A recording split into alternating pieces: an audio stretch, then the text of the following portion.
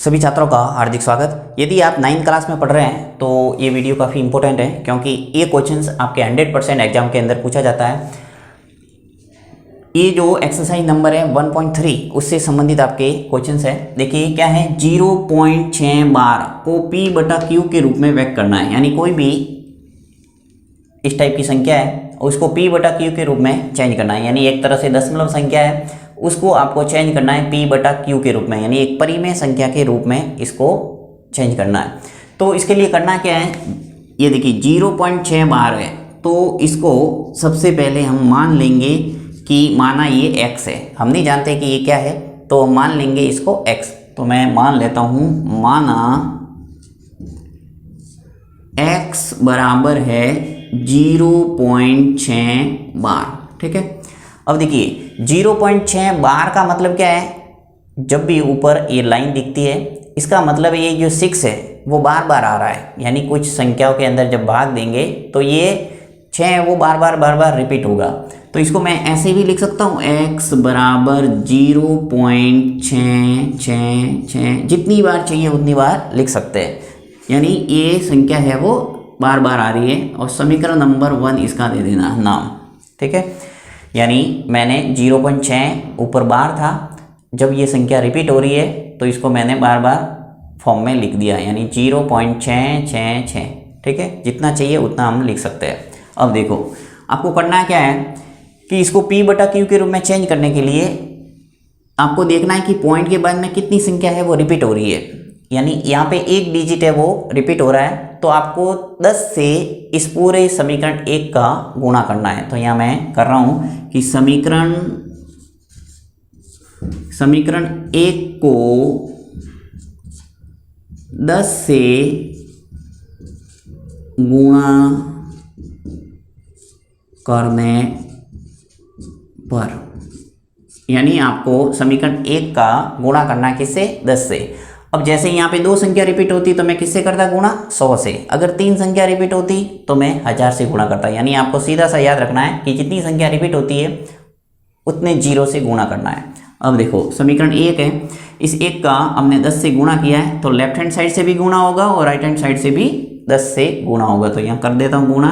देखिए 10 का गुणा किससे होगा, x से। तो चलिए ये इंटू x लिख दिया। इसी प्रकार इस 10 का गुणा इससे भी होगा 0.666। ठीक है, इस ढंग से आप लिख सकते हैं। अब देखो 10 का गुणा जब x से करेंगे तो क्या आ जाएगा, 10x। ये आ गया 10x। फिर बराबर 10 का गुणा 0.66 से करेंगे तो आपको पता होगा अच्छे ढंग से पॉइंट वाली संख्याओं का गुणा। तो यहाँ पे 10 का गुणा करेंगे तो ये जो पॉइंट है ये एक संख्या है वो आगे खिसक जाएगा। तो मैं सीधा यहाँ लिख रहा हूँ 6.66। अब चाहे उतना लिख सकते हैं, इसलिए मैं एक 6 और बढ़ा देता हूँ ताकि यहाँ पे जब हम लेस करेंगे तो आपको समझने में वो ईजी रहे। राइट, अब आपको क्या करना है, जो ये आया 10x बराबर 6.666 हमने लिखा है वो समीकरण नंबर 2 नाम देना है इसका, समीकरण नंबर 2। अब समीकरण 2 जो आया उसको उसमें से समीकरण 1 को घटा दो तो आपको मिल जाएगा P/Q का रूप। देखो कैसे, यहाँ लिख रहा हूँ मैं, समीकरण 2 में से 1 को घटाने पर, तो समीकरण 2 में से 1 को घटा देते हैं। समीकरण 2 क्या मेरे पास, देखिए 10x माइनस, यानी लेफ्ट हैंड साइड में से लेफ्ट हैंड साइड घटेगा और राइट हैंड साइड में से राइट हैंड साइड को घटाना है। तो यहाँ देखो 10x में से क्या घटाऊंगा मैं, x। ये x घट गया। फिर बराबर राइट हैंड साइड क्या है, 6.66 और 6 ये पॉइंट है। फिर माइनस कर दो, यहाँ पे देखिए 0.666 को लेस करना है क्योंकि राइट हैंड साइड ये है 0.66 और 6। यहाँ पे देखो पॉइंट के बाद में मैंने 3 डिजिट लिखा था, इसलिए मैंने यहाँ पे एक डिजिट है वो आगे और बढ़ा दिया था ताकि वो जब घटा है तब आपको इजी लगे। देखो 10x में से एक x लेस हो गया तो कितना बचा हमारे पास, 9x। राइट, अब देखो 6.666 में से घटाना है आपको 0.66 और 6। तो जब घटेगा तो क्या आ जाएगा, यहाँ पे सीधा सा आ जाएगा 6.00 और 0। राइट। अब देखो आपको निकालना है x, क्योंकि मैंने यहाँ पे माना क्या है x बराबर 0.6 और 12, तो सीधा x बराबर क्या आ जाएगा, यहाँ पे देखो पॉइंट के बाद में यानी 6.000 है, पॉइंट के बाद में 0 का कोई मतलब होता नहीं, तो मैं सीधा यहाँ 6 ही लिखता हूँ। तो 6 बटा आ जाएगा हमारा 9, क्योंकि गुणांक है और इस गुणांक का लगता है भाग 6/9।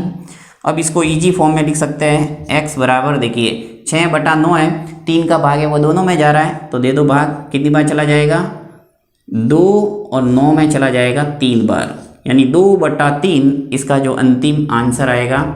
जब आप 2 के अंदर 3 का भाग देंगे तो ये आएगा 0.6 बार, यानी 6 है वो संख्या बार बार रिपीट हो रही है। तो इस ढंग से आप किसी भी दशमलव संख्या को आप परिमेय संख्या के रूप में चेंज कर सकते हैं। अगर ये वीडियो अच्छा लगा है तो इसको लाइक ज़रूर करना और साथ ही अधिक से अधिक इसको 9th क्लास के स्टूडेंट के साथ में ज़रूर शेयर करना। Thank you.